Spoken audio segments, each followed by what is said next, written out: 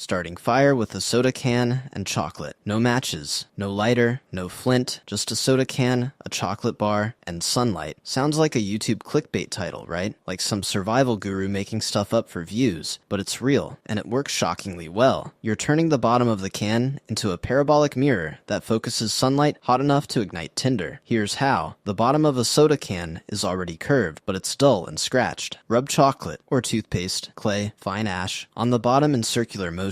Polish for 5 to 10 minutes until it's mirror shiny. Then hold the can to angle sunlight onto a small pile of char cloth or dry tinder. Find the focal point, and it gets hot, really hot, over 400 degrees. The tinder smokes, then ignites. Why chocolate? The fats and oils act as a fine polishing compound. You're basically buffing metal to a mirror finish, turning a trash can into survival gear. Conditions needed: bright sun, dry tinder, patience. Won't work at night or in rain, obviously. Takes practice to find the focal point, about 1 to 2 inches from the can bottom. Move it closer, farther, until you see that tight beam of light. Toothpaste works, so does fine mud. Anything mildly abrasive that can polish. So yeah, chocolate saves lives, just not by eating it. A candy bar and a Coke can. MacGyver wasn't making it up after all. Needle and water compass trick. Phone's dead. GPS is gone. You're lost. And you need to know which way is north. No compass. No sun visible through clouds. No stars at night. Feels impossible. But you've got a sewing kit and a puddle. That's enough. You need a needle, or any small ferrous metal, water in a container, and something to float the needle on like a leaf, paper, or thread. Rub the needle 50 to 100 times in one direction against silk, your hair, or wool. Friction causes weak magnetization by aligning the iron particles inside the metal. Alternative: if you've got a magnet, stroke the needle with it. Same effect, faster. Place the magnetized needle on a leaf or piece of paper floating in still water. The magic happens slowly. The needle rotates and aligns north-south. Which end is north? Doesn't matter initially. Just know it's pointing north-south. Use sun position or moss on trees to figure out which end. Accuracy isn't precision GPS, but it's good enough to maintain a bearing and avoid walking in circles. Limitations: still water only. Wind, movement, or metal nearby throws it off. Sailors used this trick for centuries before modern compasses. Still works today. Navigation doesn't require satellites. Just physics, water, and a sharp piece of metal. The lightning, cone of safety. Lightning storm rolling in. You're caught in the open with trees everywhere. Most people run under a tree for shelter. That's exactly how you get killed. Lightning doesn't just hit what it hits. It spreads. And standing under a tree turns you into part of the circuit. When lightning hits a tree, 50% of deaths aren't from direct strike. They're from currents spreading through the ground and roots. Side flash is the other killer. Lightning jumps from the tree to nearby objects, meaning you, through the air, you're a shortcut to ground. People think, tree keeps me dry and blocks lightning. Trees attract lightning because they're tall. Being near a struck tree is just as deadly as being in it. Here's the rule. Imagine a 45-degree cone extending from the top of a tall object, tree, tower, building. Stand outside the tree's drip line, but within the cone's protection, about 1 tree height away. You're far enough that ground current and side flash can't reach you, but close enough that lightning preferentially hits the taller object. A forest is safer than 1 tree. Lightning spreads risk across many trunks. Best option: low ground, crouched on the balls of your feet to minimize ground contact, feet together. Safety from lightning isn't about hiding, it's about geometry. That tree isn't shelter, it's a lightning rod with a kill radius. Rule of threes. You've heard the rule of threes. 3 minutes without air, 3 hours without shelter, 3 days without water, 3 weeks without food. Sounds like survival gospel. Clean, memorable, easy to teach. But it's also dangerously misleading, and it gets people killed. The rule makes it sound equal, like each step matters the same. It doesn't. Exposure kills you in 3 hours, dehydration in 3 days. But panic? Panic kills you in 3 minutes. Picture this. You're lost, cold, wet. The rule says focus on shelter. But if you sprint around panicking first, burning energy, soaking yourself in sweat, you're hypothermic before you even start building. The rule ignores psychology. Your biggest enemy isn't nature, it's your own spiraling brain. Fear makes you move fast when you should move slow. Makes you sweat when you need to stay dry. Makes you waste energy when conservation is everything. The real priority system: stop, assess, regulate your breathing, then shelter, then water, then food. And context matters. In Arizona summer, water jumps ahead of shelter. Arctic night, shelter is everything. Use the rule of threes as a memory tool, not a script. Survival isn't a checklist, it's dynamic problem solving based on your specific situation. The rule of threes won't kill you, but treating it like law instead of guideline, that will. Survival tip number 1, stay calm. Everything else is just buying time for your brain to work. How to get water from dirt. You're stranded. No water. Desert, jungle, wherever. Doesn't matter. You've got maybe 3 days before dehydration kills you. Sounds hopeless, right? You can't just squeeze water out of dirt, except you actually can. With a hole, a cup, some plastic, and the sun. It's called a solar still, and it's basically a sweat trap for the earth. Here's how you build it. Dig a hole about 3 feet wide and 2 feet deep. Place a cup or container at the bottom center. Cover the entire hole with a clear plastic sheet. Weight the center with a small rock, so the plastic dips down into a cone shape, pointing directly at your cup. Then seal the edges with dirt to trap everything inside. The science is dead simple. Sun heats the ground, moisture evaporates, hits the cool plastic above, condenses into droplets, and drips down the cone straight into your cup. Want more yield? Add green plants, urine, or even seawater around the cup. The still doesn't care what the moisture source is. Won't give you gallons, but 1 to 2 cups a day can keep you alive. The catch? It takes hours to produce, so build it early in the morning and let it work all day. Works with plants too. Pile green vegetation in the hole for faster results. The more moisture in the hole, the more water you collect. So next time someone says you can't get water from rocks, tell them they're technically right, but the dirt under those rocks? That's a different story. One plastic sheet between you and dying of thirst. Pretty good insurance. Escaping zip ties, tape, or rope. Hands bound, zip ties, duct tape, rope. Doesn't matter. You need out, and you need out now. Most people thrash, pull, try to rip free with brute strength. Doesn't work. Just cuts deeper. But there's a trick, and it doesn't take strength. It takes mechanics and one sharp motion. Here's the technique for zip ties. Tighten the tie first. Counterintuitive, but critical. Loose ties don't break. Raise your hands high above your head. Bring your arms down fast and hard. Elbows hitting your hips. Pull outward at the same time. You're concentrating force on the lock mechanism, not the strap. The locking pawl snaps. Body position matters. Keep your wrists close together, elbows wide. Creates the angle needed to shear the lock. Doesn't take strength, takes speed and technique. Works even if you're tired or scared. Duct tape, same principle. Raise high, snap down hard while pulling outward. Tape tears at the weakest point. Rope is different. Twist your wrists to create slack. Work the knot with your fingers or teeth. Friction and persistence, not yanking. Alternative for any binding. Find a sharp edge, rock, metal, broken glass, and saw the binding against it. Tedious, but it works. Restraints work because people don't know how to break them. Now you do. Physics beats panic every time. One sharp motion between you and freedom. Reviving a dead fire from embers. Your fire died overnight. Looks totally dead, just gray ash and cold logs. Most people give up and start from scratch. New tinder, new spark, 20 minutes wasted, but odds are that fire isn't dead. It's just sleeping. Fires can hold embers for 8 to 12 hours buried in ash, sometimes longer. Here's what's happening. Ash insulates the coals, starves them of oxygen, but keeps them smoldering at 500 plus degrees inside. The test is simple. Blow gently on the ash pile. See smoke? You've got embers. And embers are 90% of the work already done. You're not making fire, you're waking it up. Clear the ash carefully, exposing the hot core without smothering it. Add fine, dry tinder, wood shavings, dry grass, birch bark directly on the embers. Create airflow. Blow steadily. Don't blast. Too hard and you scatter everything. Just enough and the tinder smokes, then glows, then ignites. Add small kindling once flames catch. Build up gradually. Pro tip, use a tube or hollow stick to blow. Gives you directed airflow without burning your face or getting lightheaded. Fire doesn't die the moment flames disappear. It's like sleep. Hard to wake, but still alive. Next time your campfire looks dead, don't reach for the matches. Reach for your breath. Finding water by reading the land. You're out of water. No stream in sight. No map, no GPS. Most people wander randomly, hoping to stumble on a creek. That's how you die tired and thirsty. But the land is screaming where water is. You just don't know the language yet. Animal tracks converging downhill. Animals heading to a water source. Follow the highway, not the side streets. Water flows downhill into V-shaped valleys. Look for terrain folds, draws, gullies where runoff collects. Bright green plants in an otherwise dry area mean underground water. Cottonwoods, willows, cattails are neon signs pointing straight at it. Swarms of mosquitoes or flies in one spot. Standing water nearby. Large flocks of birds circling at dawn or dusk are often near water. Grain eaters need to drink daily. Darker damp rock faces or moss growth on one side means seepage or a spring. Everything in nature points to water if you're paying attention. Walk downhill, following natural drainage paths. Gravity does the work. Early morning dew collects on plants and animals Animal activity peaks at dawn when they head to drink. Stop moving and listen for 60 seconds. Moving water makes noise, but you'll never hear it over your own footsteps. Water isn't hidden. You're just looking at eye level when the answers are in the dirt, the branches, and the bugs. Nature's GPS has been running for millions of years. Learn to read it, predicting weather just by cloud shape. Your phone dies. No weather app, no radar, no hourly forecast. Storm rolling in, temperature dropping. You've got no idea until it hits you, except you do, if you know how to read clouds. It's free forecasting that's been working for thousands of years. Cirrus clouds, wispy and high, mean fair weather now, but change coming in 12 to 24 hours. Get ready, don't panic. Cumulus clouds, puffy like cotton, are fair weather clouds. If they're small and scattered, enjoy the day. Cumulonimbus, those massive anvil-shaped towers, run. Severe storms, lightning, hail incoming within minutes to hours. Stratus clouds, flat gray sheets, mean overcast and drizzle likely. Not dangerous, just miserable. Lenticular clouds, lens or UFO-shaped, signal strong winds at altitude. If you're hiking ridges, get down. Wind can literally blow you off. Mammatus clouds, pouchy and hanging like udders, mean severe weather just happened or is about to. Take shelter. Clouds moving fast means wind picking up and weather changing. Dark gray or black base means heavy rain. Greenish tint, possible hail or tornado. Clouds lowering means a storm's approaching. Rising means it's clearing. You don't need a meteorology degree. Just look up and translate what the sky's already telling you. Clouds are nature's text messages. Learn to read them before your battery dies. What dehydration actually does to your brain. You're not thirsty yet. Just a little tired, little cranky, can't focus as well. You think you're just exhausted from hiking, so you push through. But that's not exhaustion. That's your brain shutting down from dehydration, and you don't even know it's happening. Your brain is 75% water. Even 2% dehydration shrinks brain tissue and impairs function. Early symptoms at 2-3% loss. Difficulty concentrating, short-term memory failure, mood swings, irritability. You need good judgment to survive. Dehydration steals judgment first. At 5% dehydration, you can't navigate, can't assess danger, can't think clearly. The death spiral. You're too impaired to realize you're impaired, so you make bad decisions that get you more lost, more dehydrated. Physical symptoms lag behind. By the time you're physically weak and dizzy, your brain has been compromised for hours. Lost hikers are found dead near water sources. They walked right past them because their brain couldn't process what they were seeing. Walking in circles, backtracking, phantom landmarks, all cognitive breakdown. The paradox, when you need your brain most, dehydration makes it worthless. Drink before you're thirsty. Thirst is already a warning sign, not the starting point. Dehydration doesn't kill by stopping your body. It kills by turning off your brain first. Ground-to-air rescue symbols. You're injured, stranded, no radio, no phone. Search planes fly overhead, but you can't signal. You wave, yell, jump, but from 1,000 feet up, you're invisible. But there's an international language written in dirt and rocks that pilots are trained to recognize. V means require assistance, not dying, but need help. X means require medical assistance, injured, urgent. F means require food and water. An arrow shows you're proceeding in this direction if you have to move. LL means all is well, we're okay, don't need rescue. N means no, negative. Y means yes, affirmative. Size matters. Each symbol should be at least 10 feet long, preferably 20 plus. Bigger equals more visible. Contrast is key. Stomp into snow, arrange dark rocks on sand, use branches on grass, whatever creates a visual difference from the air. Materials, rocks, logs, trampled vegetation, clothing, anything with contrast. Placement, clear, flat, open area, not under tree cover. Orientation doesn't matter. Symbols are designed to be read from any angle. Build near your shelter so aircraft see both. Used since World War I by downed pilots. Still in modern search and rescue training. A giant X stomped in the dirt. The difference between rescue and being another statistic.